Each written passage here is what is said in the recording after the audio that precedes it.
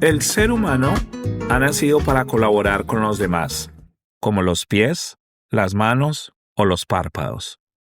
Lo que no es útil para la colmena, tampoco es útil para la abeja. Hola amigos, soy William de Farnesio y este es El Poder de la Virtud, Estoicismo en Acción. Bienvenidos al primer episodio del año 2026. Hoy, pues vamos a comenzar una nueva serie dedicada al emperador Marco Aurelio, a su vida, a su carácter y por supuesto a algunas de las enseñanzas más profundas que nos dejó en sus meditaciones. Quise abrir esta serie con estas dos frases porque en ellas está condensado el tema que vamos a tratar hoy, que será vivir para el bien común. Ahora, lo primero que debemos tomar en cuenta es que Marco Aurelio escribió estas frases en su diario personal, en sus meditaciones. O sea que él no las escribió para nadie, no las escribió para dejar un legado literario, ni siquiera las escribió esperando que algún día fueran a ser leídas por alguien aparte de él mismo. Marco Aurelio escribió estas ideas para autorreflexionar sobre algo muy obvio, que no existe una vida verdaderamente buena si se vive desconectado de los demás, si se vive en contra de nuestra naturaleza social, y que cualquier intento de bienestar puramente individual pues termina siendo frágil e incompleto. Él las escribió para recordarse a sí mismo, y aquí me gustaría abrir comillas, oye, no estás aquí solo para ti, no viniste a este mundo a vivir aislado, y te guste o no, eres parte de algo más grande, eres parte de una comunidad. Y las escribió en ese cuaderno que hoy, 2000 años después, sigue orientando a ejecutivos de empresas, a deportistas de alto rendimiento, sigue orientando a líderes, a emprendedores, a padres y madres de familia, en fin, a cualquiera que esté intentando encontrar un poco de serenidad en medio de este caos. Y si somos honestos, eso nos incluye a todos, amigos. Ahora, las comparaciones que usa Marco Aurelio en estas frases son sumamente humanas, ¿no? Él habla de pies, manos, párpados, que ninguno funciona bien por separado. Imagínense ustedes unos pies que deciden irse por su cuenta, unas manos que se niegan a colaborar, o unos párpados que no quieren abrir ni cerrar. Pues nuestro cuerpo sería completamente errático, ¿cierto? Eso mismo, nos dice Marco Aurelio, ocurre cuando vivimos desconectados de los demás, cuando olvidamos que parte de nuestra naturaleza humana consiste en colaborar y en ayudarnos mutuamente. Y esto, amigos míos, es puro realismo estoico. Porque, a ver, Marco Aurelio no escribió en este cuaderno, en su diario personal, desde la comodidad de su palacio en Roma. Él escribió la mayoría de sus reflexiones desde el campo de batalla, cansado, enfermo, rodeado de conflictos, de pandemias, de traiciones y de personas muy complicadas, gente muy difícil. Pero aún así, él se recuerda a sí mismo con estas y con muchas otras frases que su naturaleza no es aislarse, ni endurecerse, ni vivir a la defensiva. Su naturaleza es colaborar, ¿ok? Pero bueno, vamos a ver quién fue realmente este señor Marco Aurelio y por qué hoy se le considera uno de los filósofos estoicos más importantes de la historia. Bueno, pues resulta que Marco Aurelio nació por allá en el año 121 de nuestra era, después de Cristo, en el seno de una familia muy acomodada e influyente de Roma. Y desde muy joven, pues le llamó la atención al emperador del momento, al emperador Adriano, quien vio en él un carácter serio, reflexivo y disciplinado y una madurez que pues no era muy habitual de un niño de esa edad. Ahora, Marco Aurelio era muy joven y además pues no estaba destinado naturalmente para gobernar. Pero, pero aunque no pertenecía a un linaje que lo fuera a llevar a ser emperador, el emperador actual, Adriano, veía en él un futuro líder para el imperio. Le gustaba o le hubiera gustado que Marco Aurelio hubiera sido emperador. Así que Adriano tomó una decisión muy romana, muy política y sobre todo muy estratégica para el imperio romano. Resulta que como su único hijo biológico había muerto y Marco Aurelio era aún muy joven, Adriano adoptó a otro personaje que también le llamaba mucho la atención, que se llamaba Antonino Pío. lo adoptó como su sucesor en el trono, pero le impuso una condición muy clara. Él le dice que, llegado el momento, este Antonino Pío debe también a su vez adoptar a Marco Aurelio como su sucesor. Y es que así funcionaba esta curiosa cadena de adopciones imperiales en esos tiempos. Pero veamos qué era lo que veía Adriano tan especial en el joven Marco Aurelio.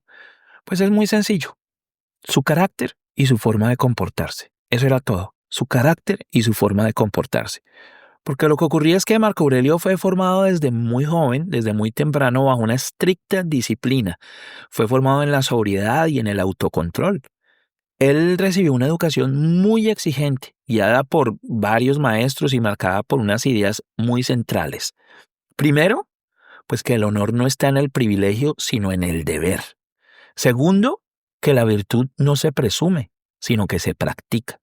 Y tercero, que el poder, si no está al servicio de los demás, se convierte en una carga inútil y vacía.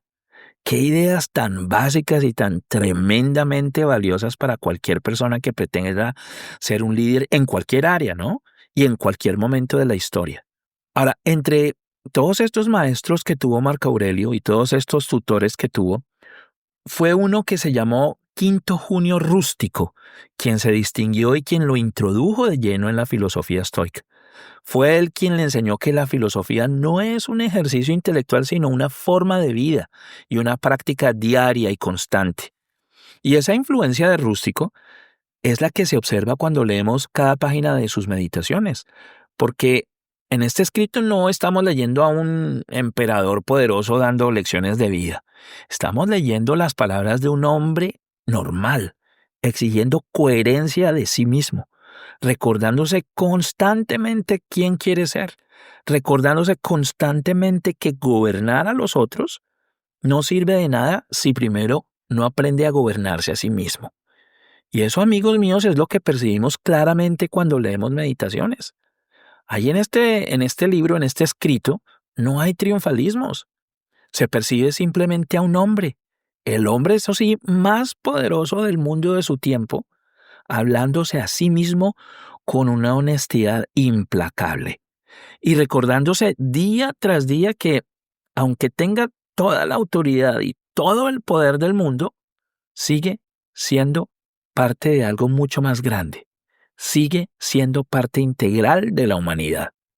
Y a ver, yo quiero expandir un poquito más en Marco Aurelio y en su conexión con este concepto, porque el hecho de que él fuera un emperador romano y que tuviera tanto poder lo sitúa en una posición diferente a los demás estoicos clásicos. Él prácticamente podía hacer lo que quisiera con su vida.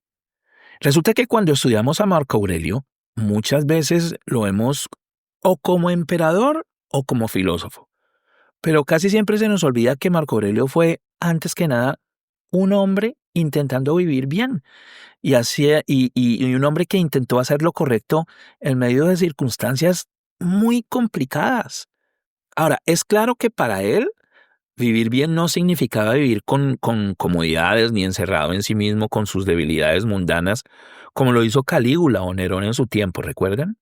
Significaba vivir de tal manera que sus decisiones nunca se convirtieran en una carga para los demás. Qué interesante, ¿no? Un líder mundial que no tomaba decisiones pensando en él, sino siempre pensando en el bienestar de su gente, de su pueblo. En las meditaciones, por ejemplo, él se recuerda a sí mismo constantemente que aunque tenga poder infinito, no está separado del resto de los seres humanos, que él comparte con ellos la misma razón y la misma fragilidad. Y por esto es que en sus escritos insiste tanto en la justicia, en la paciencia y en la cooperación. Pero él insiste en que estos deben ser actos cotidianos y prácticos, no ideas abstractas. Para Marco Aurelio, cada decisión personal que tomaba tenía una dimensión colectiva. Él sabía que cada reacción impulsiva o cada acto de egoísmo debilitaba el sistema social de su imperio y que tenía un impacto real en Roma y en su gente. Y al mismo tiempo comprendía y era muy consciente de que cada gesto de comprensión, cada acto justo, cada momento de autocontrol pues fortalecía ese tejido social invisible que sostiene a todos los seres humanos. Vivir para el bien común, según Marco Aurelio, era pues consecuencia natural de entender quiénes somos y cómo estamos hechos. No era una obligación moral impuesta desde afuera. Marco Aurelio entendía que cuando cooperamos, cuando actuamos con consideración hacia los demás y cuando dejamos de pensar solo en nosotros mismos, estamos alineándonos con nuestra propia naturaleza humana, esa que ya estudiamos hace unos capítulos atrás, ¿recuerdan? Y tal vez por esa razón es que sus palabras siguen resonando tanto hoy en día, ¿no? Porque en sus meditaciones, él no nos está hablando desde un pedestal, sino nos está hablando desde la experiencia sincera de un hombre que entendió claramente que una vida verdaderamente buena es aquella que de alguna manera causa que el mundo sea un poco menos difícil y que el mundo sea más habitable para los demás. Marco Aurelio entonces fue el vivo ejemplo de vivir para la comunidad. ¿Ok? Bueno, y ahora yo creo que es un momento muy importante para introducir una de esas palabras y conceptos estoicos que suenan raros, ¿no? E incluso esta palabra es un poco difícil de pronunciar. Pero esta palabra explica con mucha claridad esta idea de vivir para el bien común. Es un concepto estoico clave que se conecta directamente con lo que estamos hablando hoy. Y me refiero a la oikeiosis. Oikeiosis, con K. Esta palabra del griego antiguo, que significa algo así como apropiación, se refiere al proceso de percibir algo como propio o de identificarse con algo o con alguien. Y los estoicos la usaban para describir una transformación que es muy humana y muy natural. El proceso de oikeiosis, quise decir, comienza, como es lógico, cuidando de nosotros mismos.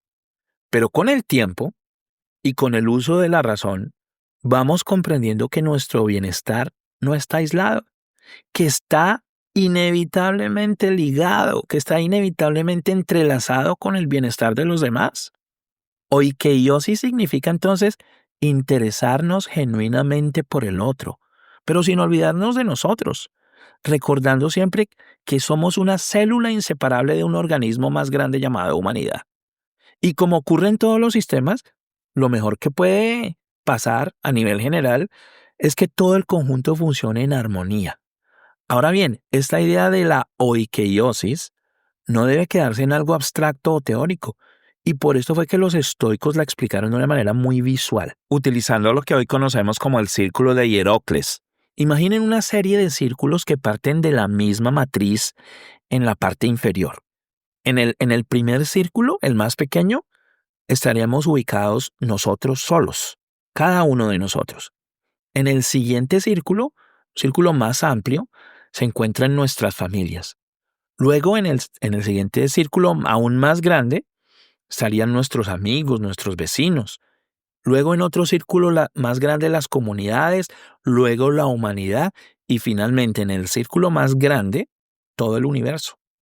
Ahora, debemos entender que el estoicismo no pretende borrar esos círculos ni fingir que todos nos importan de la misma manera.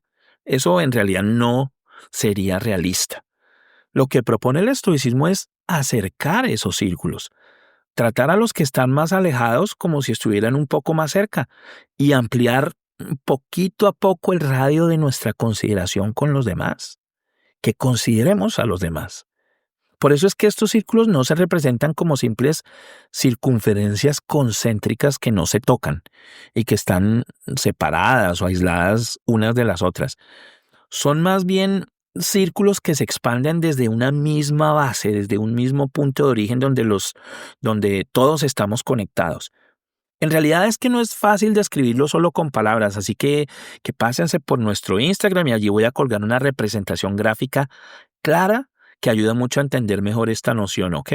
Y de paso, pues cuando estén por ahí, síganme en el Instagram para continuar creciendo esta comunidad como practicantes del estoicismo, ¿vale?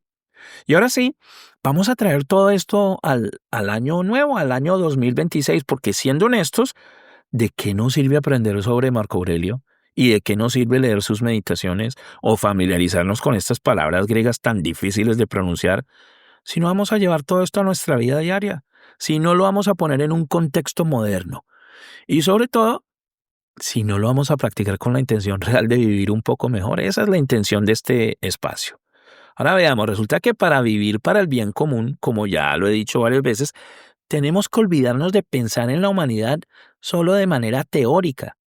Debemos pensar y concientizarnos de cómo estamos tratando a las personas que tenemos delante de nosotros todos los días, comenzando primero por nuestra familia, en nuestra casa, en nuestros hogares.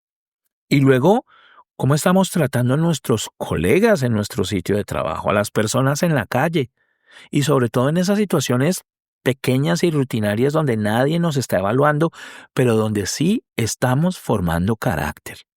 Ahí, amigos, ahí en estas pequeñas interacciones es donde los círculos se acercan. Ahí es donde el estoicismo se vuelve práctico. En este mundo moderno tan acelerado y tan centrado en el yo, esta idea de vivir para el bien común se malinterpreta muchas veces y resulta casi imposible de ejercer. Porque estamos tan acostumbrados a tener que destacar, tan acostumbrados a tener que competir en todo y a protegernos de todo, que sin darnos cuenta vamos endureciendo los límites entre nosotros y los demás. Vivimos con los círculos cada vez más separados. Sin embargo, hay que recordar que cada vez que actuamos únicamente desde el interés personal, pensando únicamente en nuestro bienestar, este sistema humano se resiente. Pero cada vez que actuamos con un poco más de consideración hacia el prójimo, hacia los demás, con un poco más de justicia y de paciencia, este sistema humano se equilibra un poco más. Esto es lo que nos enseña Marco Aurelio y esto es lo que nos enseña este concepto de oikeiosis. Y bueno, amigos, ya para ir cerrando el episodio, quiero proponerles algo muy práctico. Un ejercicio, como siempre, muy sencillo para concientizarnos de esta idea de vivir para el bien común. Cuando les quede tiempo, busquen una actividad concreta que les interese o que les guste, pero que no esté pensada solo para ustedes, para su bienestar, ni para las personas que ya forman parte de su círculo cercano. Algo que puedan hacer y que beneficie a otros, inclusive otros que no conozcan, o que beneficie simplemente al universo. Por ejemplo, a ver, si alguien vive cerca al mar, algo tan sencillo como dedicar un tiempo a limpiar la playa puede convertirse en un acto significativo. Haciendo un paréntesis aquí, tengo una amiga muy querida que realiza esta labor constante y hermosa en las playas de Miami. Ella es seguidora asidua de este podcast del poder de la virtud y estoicismo en acción y estoy convencido de que esos pequeños actos que ella hace con un grupo de personas allá tendrán un impacto positivo y duradero, tanto para el ecosistema como para las futuras generaciones, para nuestros hijos, para nuestros nietos.